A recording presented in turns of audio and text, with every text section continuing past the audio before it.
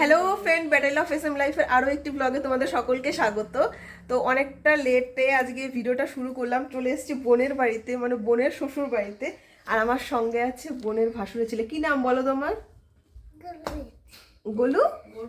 গর্বিত গর্বিত রয়। বলো হ্যালো। এরকম হাত নাড়িয়ে বলো। দেখ, তোর থেকেও স্মার্ট। তো আজ এসছি বোনের শ্বশুর বাড়িতে। অ্যাকচুয়ালি ব্যাপারটা হচ্ছে আজকে আমাকে আইব্রো খাওয়াবে, সেই কারণে অনেকটাই লেটে এসছি। আজকে আমি ফিরেছি কল্যাণী থেকে। তো প্রচুর কিছু আইটেম রান্না করেছে, যেই জন্য ভাবলাম চলো একটা ভিডিও করেই নিই। সারাদিন প্রচুর কষ্ট করেছে বোন আর বোনের বর মিলে। তো চলো তোমাদেরকে একটু দেখো, একদম সামনে চলে এসছি। এত সুন্দর করে সাজিয়ে রেখেছে। আমি তো বললামই যে আমার অনেকটাই লেট হয়ে গেছে।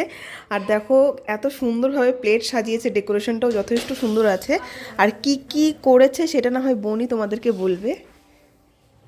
তো দেখো আমি তো এখন বসে গেছি। তুই কাছে নিয়ে এসে বল যে কি কি রান্না করেছিস তুই, বল। এখানে তো একটা বিশাল বড় সাইজের মাছের মাথা আছে, যেটা আমি দেখতে পাচ্ছি। আর এটা হচ্ছে ভেজ ডাল। হ্যাঁ, আর এখানে 5 রকমের ভাজা আছে, পাঁপড় ভাজা আছে। আর এটা কি তুই বল। আমি কি জানি, তুই রান্না করেছিস। আরে সর্ষে বাটা। সর্ষে বাটা। এটা হচ্ছে চিকেন। এটা হচ্ছে চাটনি। এগুলো সব মিষ্টি। আর এখানে আছে একটা কেক, যেখানে সুন্দরভাবে লেখা আছে শুভ আইবুড়ো মৌ। আর এখানে সেগুলো চিপস একটা বাড্ডা প্রচুর কিছু আছে। আর এখানে আছে একটা শাড়ি। ঠিক আছে, কি সুন্দর ডেকোরেশন। আর হ্যাঁ, এখানে অবশ্যই ভাত আছে। ভাত আর এটা কি পোলাও না, একসঙ্গে মিক্স করা? হ্যাঁ দুটো মিক্সড আছে। কার এটা হ্যাঁ। দিকে সব করতো। শুভ আইবুড়ো, শুভ আইবুড়ো, ক্ল্যাপ দাও ক্ল্যাপ। হাততালি তো বলো, হাততালি। দে ওকে খাইয়ে দে। এদিকে এসে গোলু, নাও। গোলককে ডাবল হয়ে গেল খাবার। গোলুরই ভালো। কেকটা ভালো খেতে গোলু, ভালো খেতে। মাসিকে একটু খাইয়ে দাও। মাসিকে একটু খাইয়ে দাও, ওর হাতে দে একটু, হালকা একটু দে। এই না গোলু, আমার খাইয়ে দাও। মাসিকে একটু খাইয়ে দাও, হাতে নাও, হাতে নাও। হাতে নাও। হ্যাঁ খাইয়ে দাও মাসিকে। দাও।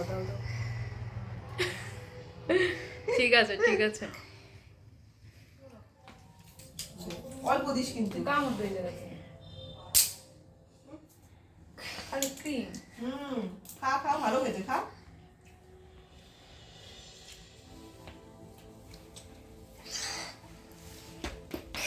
খালি ক্রিম। গোলু কেকটা ভালো খেতে।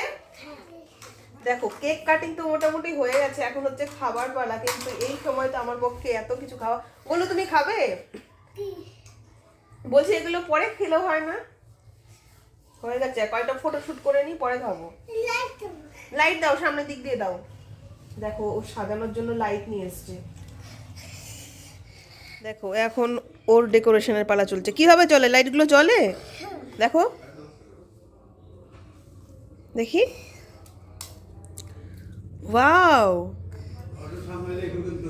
বাহ।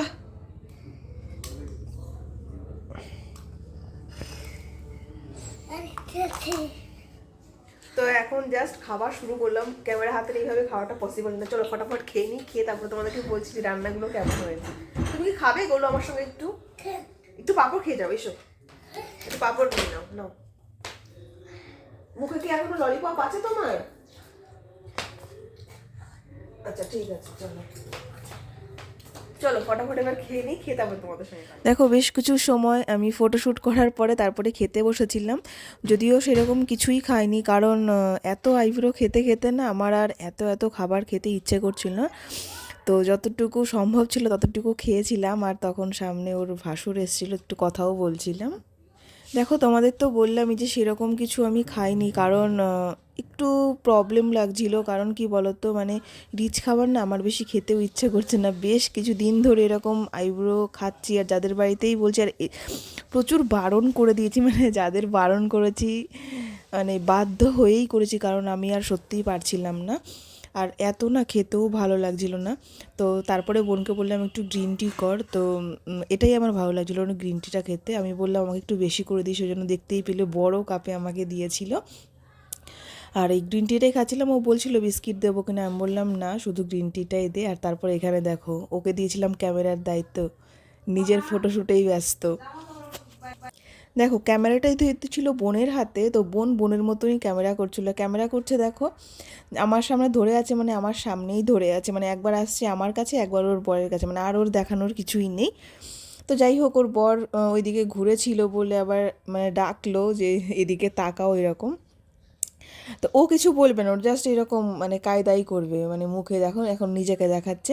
তো যাই হোক না কেন, তখন মানে আমিও একটু ব্যস্ত ছিলাম বলতে কেশবের সঙ্গে, মানে ওর বরের সঙ্গে ডিসকাস করছিলাম বিয়ে পারপাসের জন্যই, কীভাবে কি ডেকোরেশন করলে ভালো হয়, মানে বিয়ে নিয়ে আলোচনা যেটা হয় আর কি। আর যেহেতু আমি এখানে ছিলাম না, মানে কল্যাণীতে ছিলাম, তো সেই জন্য ওদের ওপর অনেক দায়িত্ব ছিল, সেই ব্যাপারগুলোই ডিসকাস হচ্ছিল।